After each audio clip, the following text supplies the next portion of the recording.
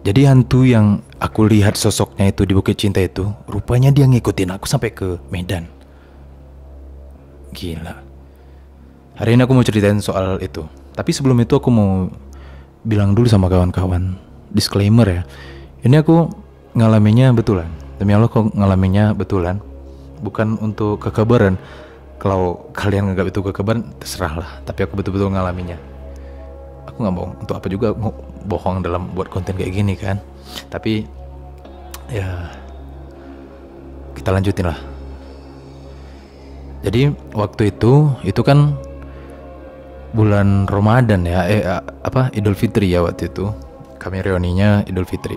Jadi artinya kita anak kuliah lagi liburan, lagi hari libur gitu kan. Nah singkat cerita, setelah itu aku nggak ada lagi ngerasa jumpa sama sosok-sosok aneh, nggak ada lagi sampai aku pulang. Waktu itu aku pulang ke Medan. Nah kebetulan aku ngekos di Jalan Selamat Pulau.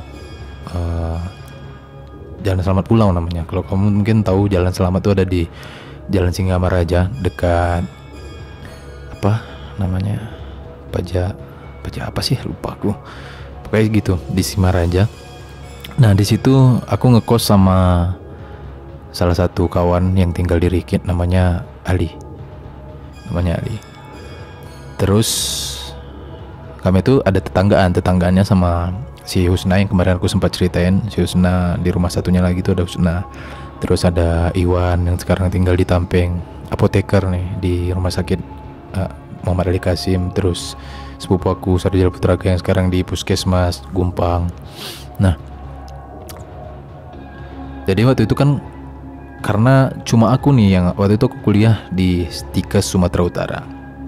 Itu sekolah perawatan ya, sekolah perawatan, dan itu sekolahnya swasta. Nah yang namanya sekolah swasta, jadwal pulang, jadwal liburnya beda memang sama negeri. Bahkan beda lagi sama sekolah swasta lainnya kan, jarang ada sama gitu. Nah jadi artinya aku pulang itu sendiri. Kawan-kawan waktu itu masih di kampung, nggak ada yang pulang. Ya pulang lah aku. Sampai di malam pertama biasa aja gitu kan, nggak ada kejadian aneh-aneh.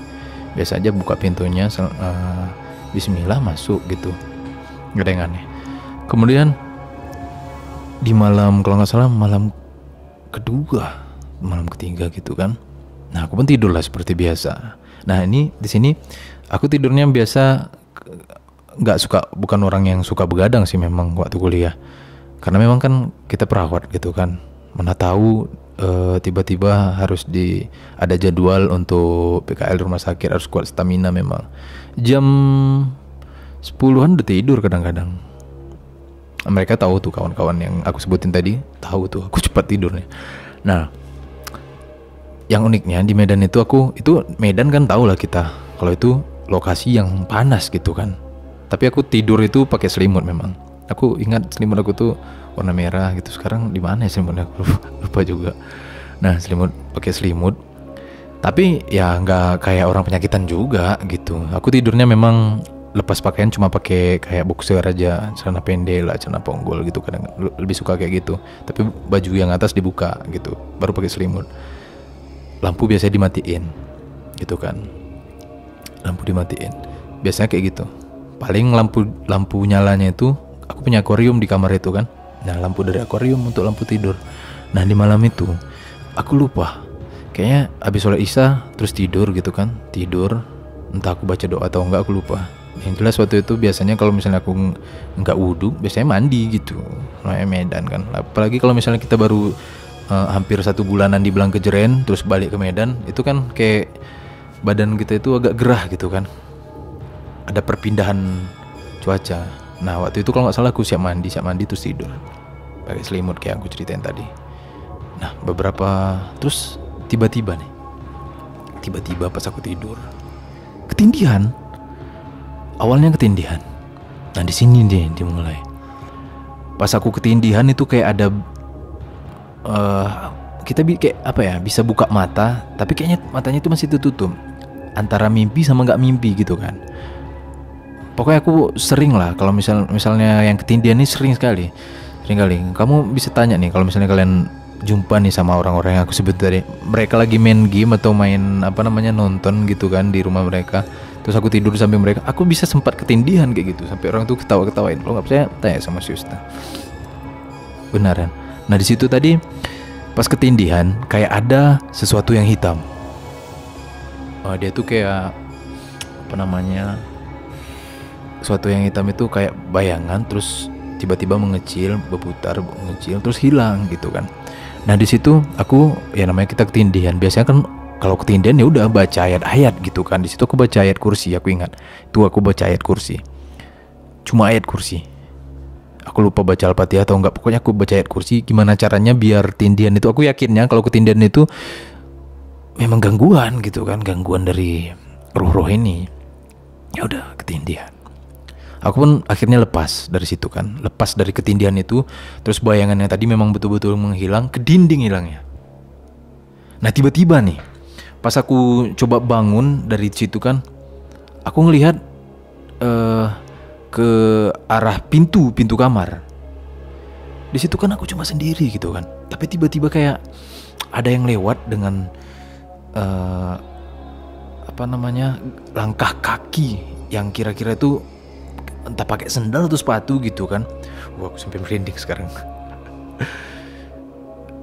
Itu dia kayak berjalan gitu dari arah kamar mandi, mungkin gitu kan, dari arah kamar mandi ke arah luar, pintu luar gitu kan, pintu luar rumah. Di situ aku langsung, loh kok ada kayak gini gitu kan. Padahal aku tahu di situ Ali belum pulang. Dia pulangnya tuh aku tahu dia bilang 1 minggu setelah aku baru dia pulang gitulah. Baru dia pulang. Langsung lah. Di situ aku langsung apa namanya, merinding. Terus aku teriak memang kan. Teriaknya tuh menghardik gitu. Woi, gitu. Tikarui aku, langsung kayak gitulah kan. Tapi dia masih tetap ada suara langkah kaki itu. Itu lantainya tuh nggak bakalan bunyi kalau cuma pakai telapak kaki gitu, karena lantainya kan dia di keramik gitu ya. Nah di situ akhirnya aku pun dengan agak rasa takut gitu, masih merinding gitu kan. Sekarang aku nyeritain merinding nih. Aku pun baca lagi-lagi baca ayat kursi waktu itu kan. Ya udah aku tidur lagi. Nah paginya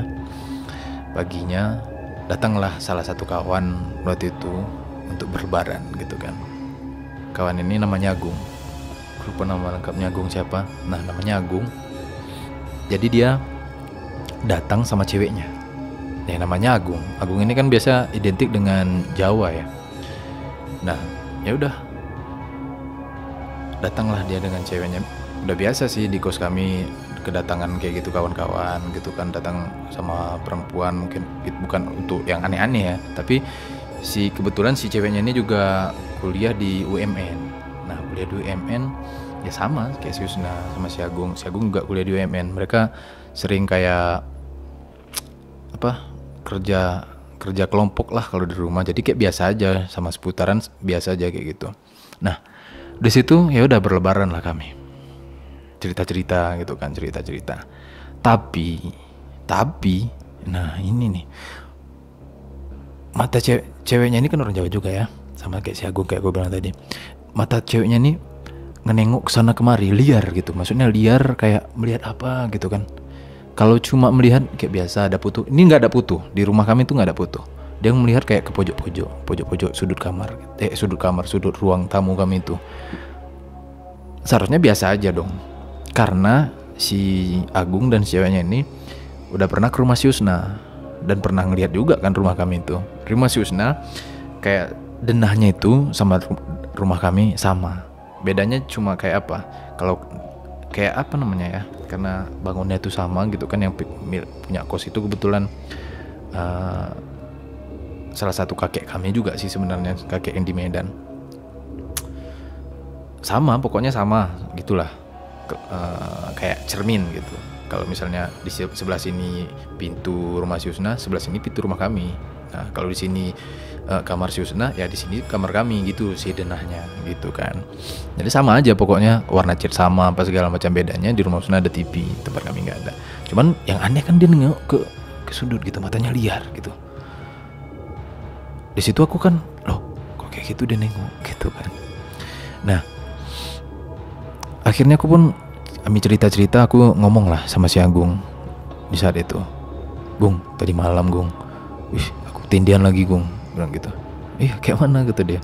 Nah ketindihan aku pun lah cerita. Habis ketindihan aku ngelihat kayak apa, ada bayangan kaki yang lewat depan kamar gitu kan, bersuara gitu. Pas aku ngelihat nggak ada gitu, dan Ali kan kayak kok dia tahu juga belum pulang gitu kan. Si ceweknya ngejawab nih dia, padahal aku nggak terlalu akrab nih sama cewek si Agung. Iya Per, dia ngikut Tiko tuh dari belang. Dia ngikut Tiko dari belang. Kalau kamu jadi aku, apa nggak merinding coba? Sementara aku ada kejadian kan di Bukit Cinta kemarin. Di situ aku pun baru bilang, kok tahu gitu, bilang gitu kan. Pokoknya dia jawab apalah gitu kan. Iya Per, dia ngikut Tiko itu sosoknya perempuan, kata dia gitu. Kata si ceweknya, sosoknya perempuan. Sementara yang aku lihat Bukit Cinta itu kan kita nggak tahu jenis kelamin kan, cuma nengok kayak bayangan, bukan bayangan apa, kayak asap putih manusia lidi gitu kan. Aku mulai ngeliat kayak gitu. Nah dia baru aku pun cerita lah sama si Agung dan ceweknya ini tentang kejadian yang aku ngelihat sosok makhluk halus di Bukit Cinta. Iya kata dia, itu dia, kata dia. Apa nggak merinding? Di saat itu juga aku merinding, gila. Tapi ya udah, dia ngikut dia, tapi dia bilang ngaji-ngaji aja Per, kata dia, ngaji-ngaji aja biar pergi gitu. Ya aku pun langsung apa ya, kok dia bisa kayak nengok gitu juga gitu kan. Terus mata dia tadi liarnya ke sudut-sudut gitu kan, terus memastikan lagi gitu. Dan dia, aku bukan orang yang suka bercanda dengan cewek ya saat itu, nggak suka, apalagi itu kawan ceweknya kawan gitu kan. Tiba-tiba dia ngomong kayak gitu, dan si Agung pun kayak dia bukan bercanda kayak gitu, dan dia ngomongnya tuh serius gitu ya. Apa enggak ngeri coba. Nah dari situ aku pun akhirnya ya udahlah, ngaji lah. Sejak saat itu setiap maghrib ya kan ngaji aku. Nah alhamdulillahnya sampai akhir nggak ada lagi aku jumpa sosok-sosok akhir kuliah nih, maksudnya nggak ada lagi jumpa sosok-sosok di tempat itu, di lokasi Jalan Selamat Pulau itu nggak ada. Tapi memang kan aku penasaran juga, aku ceritalah sama kawan-kawan yang orang-orang kuliah di UMN sama kawan-kawan yang lainnya. Dia bilang dengan serius, dan mereka tuh waktu tuh sama aku nggak kayak suka bercanda yang kira-kira bohong kayak gitu. Kawan-kawan Medan yang kawannya si Husna gitu, orang UMN, nggak suka cerita bohong dia sama aku gitu, dengan karakterku waktu itu ya. Dia bilang memang siapa itu, pokoknya cewek si Agung ini bapaknya salah satu pemimpin kuda lumping di Medan. Nah jadi kan langsung connect, apa nggak patutlah dia bisa gitu ngelihat kayak gitu juga kan. Tapi itulah cerita seram aku waktu mulai dari Bukit Cinta sampai ke Jalan Selamat Pulau itu. Gila. Tapi masih banyak sih. Pokoknya aku mulai ngelihat kayak gitu tuh sejak tahun 2012 kayak gitu. 2012 sampai kalau nggak salah tuh akhir 2017 pas aku udah mulai kerja di jadi ASN. Mulai dari situ. Dan itu masih ada beberapa kisah horor lagi yang aku rasain. Nanti kita ceritain lagi lah kalau kalian suka. Itu dulu.